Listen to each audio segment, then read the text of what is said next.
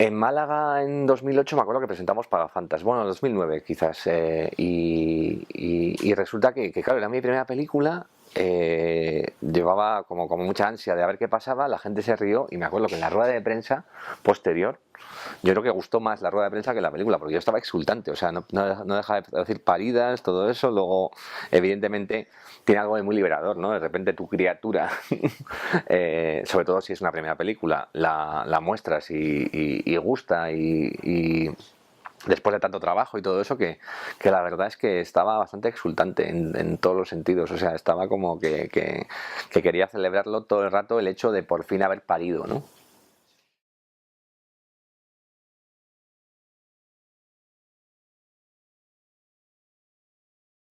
No, surge de que hacía mucho tiempo que no dirigía, había hecho no controles en 2010 y la verdad es que me había enfrascado en escribir guiones para otros, en un montón de cosas de trabajo y no había vuelto a ponerme detrás de las cámaras. Entonces parecía hacer mucho mm, una comedia pero melancólica, una comedia más seca, una comedia que no estuviese tanto basada en el chiste, sino que tuviese como algo especial. Y la verdad es que la historia se adecuaba a ese tono que quería darle, es decir, que primero fue el tono y luego fue la historia. Y aparte me apetecía escribir un guión que tuviese una parte de documentación, es decir, que como esto está inspirado en hechos reales, la verdad es que todo el proceso de leer o ver reportajes o documentales acerca del tema, la verdad es que eso me parecía también muy divertido y la verdad es que es una película que nace sin que nadie me la pida ni que tenga la obligación de hacerla, sino que surge de esa diversión que fue escribir el guión, prepararla, rodarla y todo ha sido un proceso como muy natural y muy tranquilo.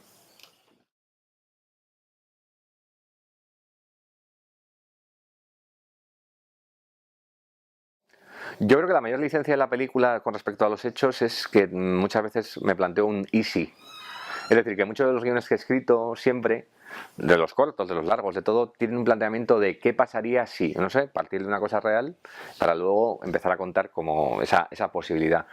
Y hay muchos momentos así, es como que dices que la realidad ha pasado hasta aquí y tú te planteas que, yo que sé, hay un ejemplo en la película en que la traductora no acudió, eso pasó en la realidad, ¿no? La traductora un día no apareció en la negociación y tuvieron que frenarla. Mi easy en ese caso es, bueno, pues en realidad qué pasaría si van a su casa a convencerla, se encuentran con que su novio no quiere que trabaje en domingo, con que tiene una discusión y todo eso, entonces ahí es donde más licencias me he tomado, ¿no? Como fabular en las causas, ¿no? O sea, son cosas que pasaron, pero siempre me apetecía pensar qué habría pasado si.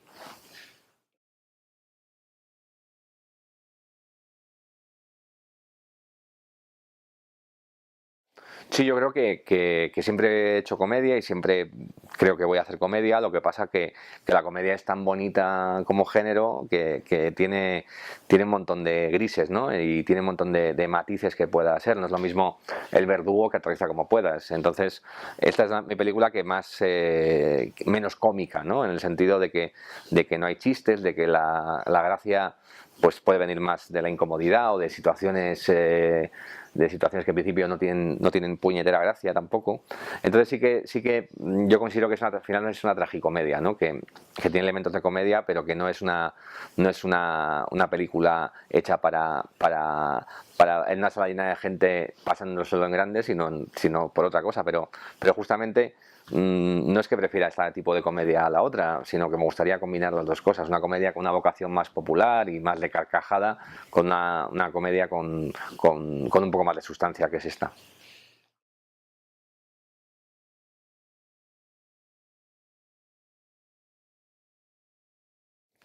Pues yo en realidad lo vendería como una comedia distinta, en el sentido de que parte de un hecho muy dramático o un hecho muy grave para poner el foco en los elementos más cómicos de nuestra política, ¿no? Es decir, que en el periódico todos los días vemos no solamente noticias de la Troika, que parece como unos hombres de negro que vienen aquí a controlar las cosas, sea en Grecia, sea en España o en cualquier parte de Europa, sino también vemos muchas cutreces, ¿no? Vemos los casos de las tarjetas Black, vemos los casos del pequeño Nicolás, vemos un montón de sucesos que nos rodean que tienen que ver más con la cutrez pez, con las cosas de andar por casa, con la chapuza, y Negociador es una película sobre eso.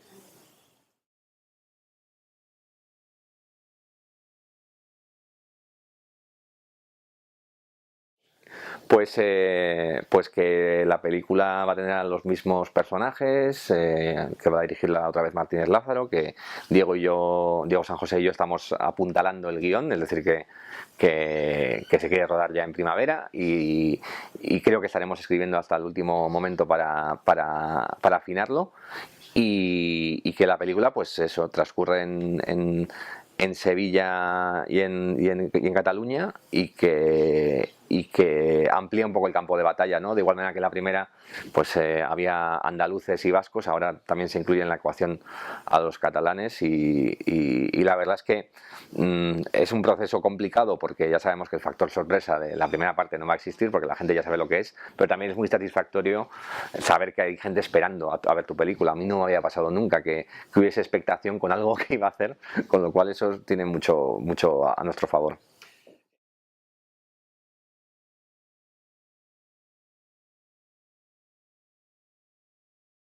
Pues la verdad es que en la segunda parte los compadres tienen yo creo que más papel que en la primera. Es verdad que tienen una presencia muy importante y que en realidad sí que da pena,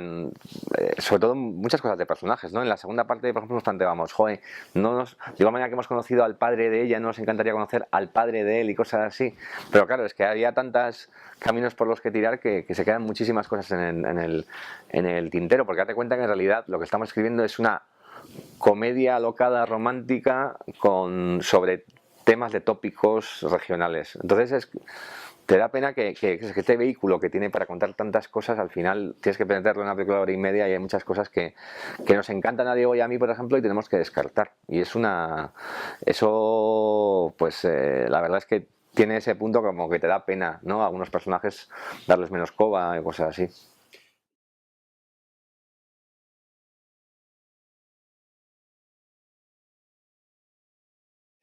Hay una cosa que dice Diego San José y que creo que tiene toda razón del mundo,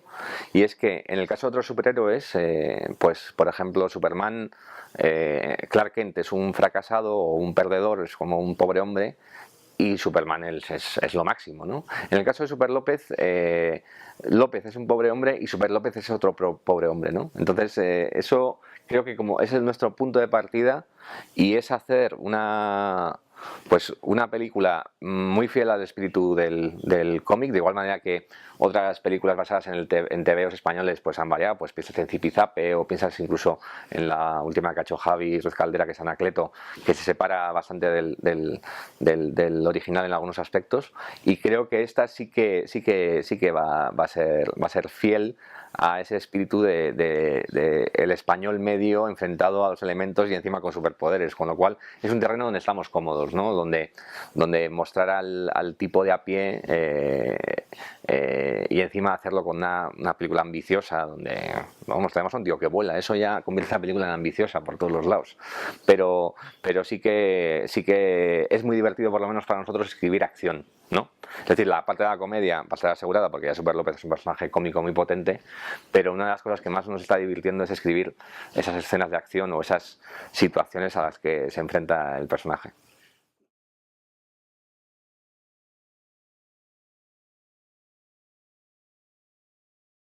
Sí, no, no, pero de Bruguera mismo, o sea, quizás a mí me hacía mucha gracia como personaje y como concepto Pantuflo, y claro, en Zipizape no tenía cabida, ¿no? Porque era otra historia y todo eso, pero ese señor con batín y todo eso me parece como un personaje muy bueno. O sea, yo es el que si me dijeran de universo Bruguera, ¿qué cogería? Yo cogería Pantuflo.